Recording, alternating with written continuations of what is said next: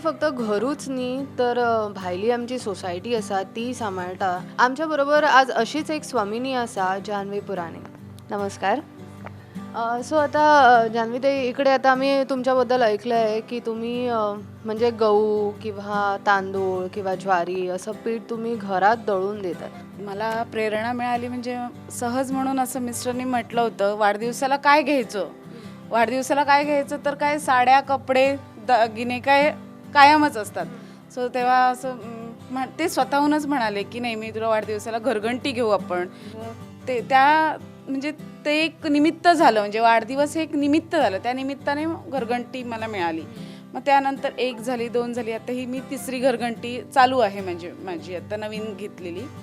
तर दळणं बरीच असतात, म्हणजे मी सतत घरघंटीची दळणं, तयार पीठही देते मी आणि लावूनही, म्हणजे जर कोणी धान्य आणून दिलं तर ते लावूनही देते, दोन्ही देते. एक वस्तू असं जर तुम्हाला एखादं अर्थार्जनाचं साधन जर तुम्हाला गिफ्ट म्हणून मिळत असेल तर ते कधीही तुम्हीच वापरू शकता. तसंच मला माझ्या आईने माझ्या ॲनिव्हर्सरीला मला बीडिंग मशीन गिफ्ट केली. सो असं एक एक होत गेलं आणि म्हणजे मग त्याच्या घरघंटीच्या जोडीला मी फॉल बीडिंगही करते आणि मला साईड बाय साईड मेकअपचीही आवड आहे. सो तेही मी करते. आता मार्केटमध्ये सगळ्या तऱ्हेची पिठं रेडीमेड मिळतात, म्हणजे नाचण्यापासून ते गव्हापासून किंवा अजून. मग तुम्हाला लोकांचा रिस्पॉन्स कसा आहे? म्हणजे लोक येतात तुमच्याकडे हे पीठ घ्यायला? हो, बऱ्यापैकी लोक येतात, तयार पीठही मागतात आणि दळायलाही आणून देतात. आता मार्केटमध्ये जे पीठ मिळतं त्याच्यात आणि तुमच्या पिठात मार्केट डिफरन्स म्हणजे MRP मध्ये काही फरक आहे? MRPमध्ये बऱ्यापैकी फरक आहे. तर मला जसं परवडतं तसं मी विकते. मार्केट रेट काय बऱ्यापैकी महाग आहे. म्हणजे आता तुमचं हे पीठ आहे ते हायजीन पण आहे, तुम्ही चांगल्या क्वालिटीचं म्हणजे कडधान्य पण वापरतात आणि त्याच्यावर मार्केट रेट परस तुमचा रेट खूप कमी आहे. ॲटिट्यूड असा झाला आहे की घरी मुलं किंवा ज्या बायका आहेत ते घरी थांबतात की मला जॉब नाही आहे, माझ्याकडे व्यवसाय करायला पैसा नाही आहे. अशा बायकांना, अशा मुलांना तुमचा काय मेसेज असेल? नाही, आपण जन्माला आल्यानंतर आपल्या भारत देशात आपण जन्माला आलो ही आपलं सगळ्यांचं महत्भाग्य आपण समजायचं.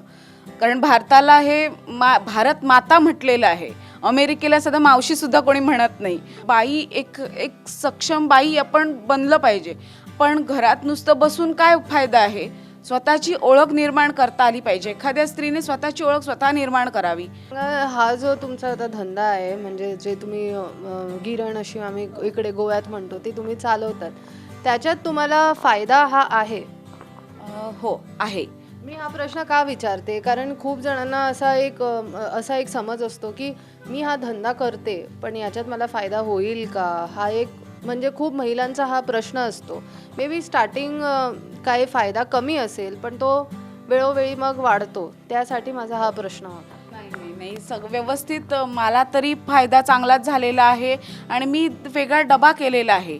जे पैसे दळणाचे पैसे येतील किंवा तयार दळण जरी कोणी घेतलं तरी त्या दळणाचे पैसे मी त्या डब्यातच टाकते. त्या डब्यातले पैसे मी कुठच्याही दुसऱ्या कामाला वापरत नाही.